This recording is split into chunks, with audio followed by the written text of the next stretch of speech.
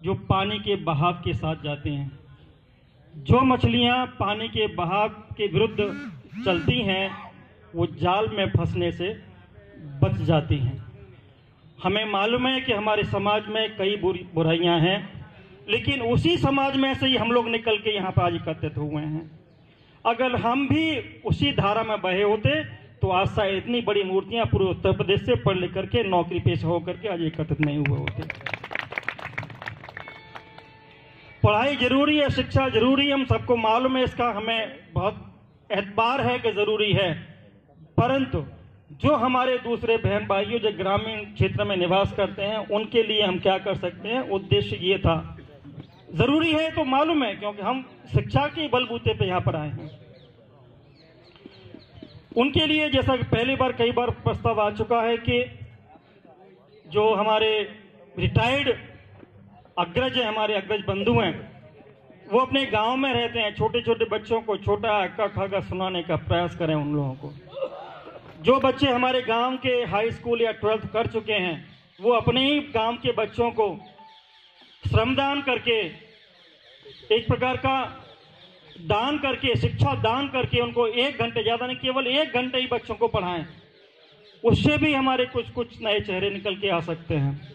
हर गांव में छोटी छोटी कमेटियां हो, 2-4 गांव के लोगों ने कमेटी से बताया था सूबेदार साहब ने, वो कमेटियां ही उसको संचालित कर सकती हैं। कुछ लोग कहते हैं साहब हम तो नौकरी में नहीं है, पैसे के रिसोर्सेज नहीं है, कोई हम तो बेरोजगार हैं, हम ऐसे रहते हुए समाज की सेवा कैसे कर सकते हैं। समाज की सेवा करने के लिए ज्यादा धन की जरूरत नहीं है, केवल इच्छा शक्ति की जरूरत है। इच्छा शक्ति आपकी है तो आप कुछ भी कर सकते हैं, और वो इच्छा शक्ति कहीं खरीदी नहीं जा सकती, कहीं बिकती नहीं है, उसका कोई बाजार नहीं है, उसका कोई मोल नहीं है। छोटे छोटे लोगों ने अपनी इच्छा शक्ति के बल पर पहाड़ काट के रास्ते बना दिए बिना किसी सरकार की योगदान के। तो हम अपने ही गांव के दूसरे गांव में क्यों जाएं, अपने ही गांव के लोगों क्यों न चयन करें और उनमें से बच्चों को आगे लेकर के आए। अगर हम अपने ही गांव के एक बच्चे को भी गोद ले लेते हैं जो सबसे ब्रिलियंट है, भले वो 10th क्लास में हो या फिर प्राइमरी क्लास में हो या 12th क्लास में हो या 12th क्लास आगे बढ़ गया हो, अगर हम अपनी सभी ईर्ष्या और रंजिश को छोड़ करके, मैं कहना चाहूंगा शायद ही कोई टांडा ऐसा हो जिसमें ईर्ष्या न हो, पार्टी बंदी नहीं हो, रंजिश ना हो, हर टांडे में है। लेकिन हमें वो रंजिश है, वो ईर्ष्या छोड़नी पड़ेगी। हमें सबको अपना भाई समझ करके, अपना खानदानी समझ के, लक्की शाह बंजारा का खून समझ के उस बच्चे को प्रलफित करें, आगे बढ़ाएं, सींचें, उसको खाद दें, पानी दें, शिक्षा का। और मैं इस मन से कहना चाहता हूं अब सबके सामने, अगर हमारी समिति कमेटी इसमें सफल होती है ऐसी कमेटी बनाने में, तो मैं हर वर्ष ऐसे बच्चे के लिए जो ब्रिलियंट है लेकिन पेरेंट्स उनके सक्षम नहीं है बच्चे को पढ़ाने के लिए, मैं 21,000 रुपये का योगदान करने के लिए तैयार हूं। उनको 21,000 रुपये हर साल के साल मैं देने को तैयार हूं जब तक कि आगे बच्चा पढ़ता है। और ऐसे बच्चे कोई है जो 95 और 90% से परसेंटाइल से ऊपर लाते हैं, तो मैं उनकी हायर एजुकेशन के लिए भी पूरी कोशिश करूंगा, और कोशिश करूंगा कि शिक्षा में पूरा जो खर्च है, जो भी उसका एजुकेशन खर्च आता है, स्कूल की कॉलेज की फीस आती है, उसको भी मैं वहन करने को तैयार हूं। उसके लिए पूरा प्रावधान बनाया जाए, बच्चों का कंपटीशन कराया जाए। जैसे कि भाई लोगों ने बोला था, जब तक कंपटीशन आपस में बच्चों में नहीं होगा, और वो कोई हम लोग जो कोई सूरत में हैं, कोई कोटा में हैं, कोई मुंबई में हैं, वो लोग नहीं कर सकते। वो वही कर सकते हैं जो अपने ही क्षेत्र में सेवा कर रहे हैं, अपने ही क्षेत्र में रिटायर्ड हैं, अपने क्षेत्र के लोगों की सेवा कर सकते हैं, अपने गांव की सेवा कर सकते हैं। उनको लेके आइए। जो धन की जरूरत होगी हम देंगे, मोटिवेशन की जरूरत होगी हम बीच में आकर के, ऐसे गांव में आकर के मोटिवेशन के लिए हम लोग लगाएंगे, समय देंगे अपने। हमको समाज ने बहुत कुछ दिया है, ये समाज के आशीर्वाद का ही प्रतिफल है, केवल शिक्षा का नहीं। मेरे जैसे हाई स्कूल BA BSc करके कई सड़क पे अभी भी मिट्टी डाल रहे हैं। अगर मेरे माँ बाप का कर्तव्य नहीं होता, मेरे समाज का मेरे को आशीर्वाद नहीं होता, तो मैं यहां खड़ा होकर बोलने में सक्षम नहीं होता।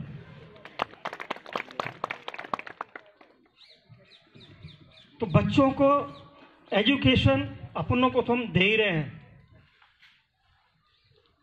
हर प्राणी अपने बच्चों को पाल लेता है, सक्षम बना लेता है, लेकिन ईश्वर ने जब हमें मानव योनि में जन्म दिया है तो क्या हम दूसरे भी बहन भाई को आगे बढ़ा सकते हैं। वो अगर प्रयास करते हैं तभी हम मानव, तभी हम समाज के और नायक कहना में हम लोग सक्षम हो पाएंगे। नायक को सरनेम लेकर के भी कई भ्रांतियां हैं। हमारे क्षेत्र के टांडों में कहते हैं जो भी टांडे मुखिया छे, 4-5 टांडे मुखिया छे, वो नायक कहते थे। पर आज हम जैसे घसखोदा भी, घसखोदा ही कहूंगा अपने आप को, जो घसखोदा थे वो भी यहाँ फिर ना मेरे सामने नायक लगाए लगे थे। नायक लगा वो हमारी मजबूरी थी कि मैं बैंक में नौकरी करता था और बैंक में नौकरी करते कसो कोई आदमी नहीं छे जो बैंक करे से वास्ता न पड़तो होवे। जब मार ना मेरे आगे नायक लिखो छे राम जिला नायक, तो कोई ग्वार आए तो मेरे मन मूठो हुई छीती 7 बेर छाती फूलन 64 इंचारी हो जाए और वो कहिए भाई मर ग्वार भाई कोई नौकरी कर जो बैंक के मैनेजर। और ये मैंने देखो कहीं भमोरी टांडे जो भमोरी डिंग टांडे 3 टांडे छे कहना उदयवाड़े टांडो बैंजनो वे टांडे में रहो उनको देखो यादवू में रहमे चे बेचारे भले ही अपने आप को बड़े समझते हैं, ग्वार बड़े हैं, मैं मानता हूं इस बात को, लेकिन यादवों के सामने उनकी सक्षमता इतनी नहीं है।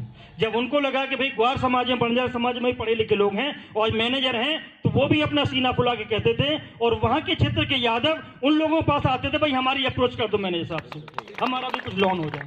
ये नायक समाज में नायक लिखने का फायदा ये है, मैं कोई नायक अपने नाम के आग लगा के टांडेरो नायक नहीं बनना चाहूँ, मैंने कोई मुखिया बने कोई इच्छा नहीं है। हमारी इच्छा ही है कि हमारे छोटे छोटे गरीब आदमी भी अपना सीना फुलाना आवे कि हमारा नायक बन जा रहा हो तो नौकरी कर लो। और ये फायदा मैंने वो एक दिल में इटावा डिंग है, इटावा में एक दिल में भी उधर याद बोलबाला छे। मुख्यमंत्री जी वहां के क्षेत्र में राजनीति के जो बड़े बड़े लोग वहां के रहने वाले हैं, वहां पर भी यही हुआ। बुआपुरा बिरारी कौन से नरेनी कौन से टांडे जुते भाई यहाँ पर बड़े बड़े इंडस्ट्रीज यहाँ पर हैं। भाई भानु जी हैं, आप की भी मुझे एक दिन की सेवा करने का मौका वहां मिला था। इन्होंने देखा था कि किस प्रकार से बंजारा समाज के लोगों के वहां सम्मान होता है। सम्मान इसलिए कि मैंने इतनी हिम्मत करी कि अपने आप को बंजारा कहा मैंने सबके सामने। अगर जब मैं ही नहीं कहूंगा, पढ़ा लिखा शिक्षित वर्ग नहीं कहेगा मैं बंजारा हूं, तो बेचारा जो हींग बेच रहा है, छोटा छोटा काम कर रहा है, कहीं आके इतर बेच रहा है, जो बुगची अलादन घूम रो छे, तो नूज कहिए कि मैं तो फलाने टांडे मैं तो राजपूत का राजपूत नहीं कहे तो मेरा सौदा कौन बिके। राजपूत बंजारो नहीं कहवे तो मेरे हाथे से कोई सौदा ही कौन दे। तो राजपूत बंजारा तो कहवी मजबूरी छे, उन्हें व्यापार करें छे, આપણો ધંધો करें छे, बाळक पाड़े छे। लेकिन पढ़े लिखूरो कर्तव्य छे कि वो जो टांडे बस्ती रे जो ग्वार भाई हमारे गरीब लोग जो धंधो कर रहे छे उनको सीना फुलावे, वे कहवे कि आपणी बंजारा छे, हमारो काम बनत छे, हमारो काम व्यापार करेलो छे, ये हमारो जन्म सिद्ध काम छे, कोई नयो काम को नहीं, कोई नया काम नहीं है हमारा। अनादिकाल से अगर कोई देश को विदेशों में भी कोई व्यापार करना सिखाया तो बंजारों ने सिखाया। पूरे उत्तर में वहां से केसर लेकर के जम्मू कश्मीर से और नीचे जाकर के कन्याकुमारी में बेचना बड़दुबड़ लातानी कौन कर सके। और उंगे से लौंग काली मिर्च और मसाले जावित्री जाने कहीं कहीं लेता ग्वार आते और रास्ते में बेचते जाते, जब बर्द खाली हो गए बर्दून बेच देते और आगे सामान लाते थे कि बीच में धनिया मिल गो, कहते जीरा मिल गो, कहते काय मिल गो, वे ले लेता ऊपर टिकन ले आते थे। ये क्या सिखायो गुआर में हूँ आपड़े हिस्सा में आपड़े काम करे में हमने शर्म लागे छे। आज तू तो करन पड़ी, दूसरों कोई कौन करे, आपने करनी पड़ी, हमने करनी पड़ी, हमें बीरा उठाना पड़ेगा। इस पहचान समाज की करने के लिए हम लोग ही कर सकते हैं, कोई बाहर का मसीहा नहीं आ सकता, यहाँ पे भगवान नहीं आएगा, और भगवान भी आ जाएगा तो उसकी परीक्षा हम ले लेंगे, तुम कौन सा भगवान। मैं दूसरी बात पे आता हूं। ग्वार भाषा के बारे में बहुत बढ़िया कहा था कि अगर हम आफेरज घरे में ग्वार भाषा बोलने में तो ये तो बढ़िया कोई काम नहीं है। आफेरज घरे में आज मैं फक्र से कह सकूं छू कि मैं तो ग्वार भाषा बोल ले टूटी फूटी, पर मैं आप बाड़के ने भी जो हमारी बच्ची है भले बीटेक में कर लीधो छे और बैंक ऑफ बड़ौदा में ही आईटी इंजीनियर है, पर आज जो टांडे जो सोचते हुआ कि मैंने बहुत बढ़िया ग्वारा में आवे छे, भी ग्वारा भाषा में बोले वो बोलिए तुम सामने।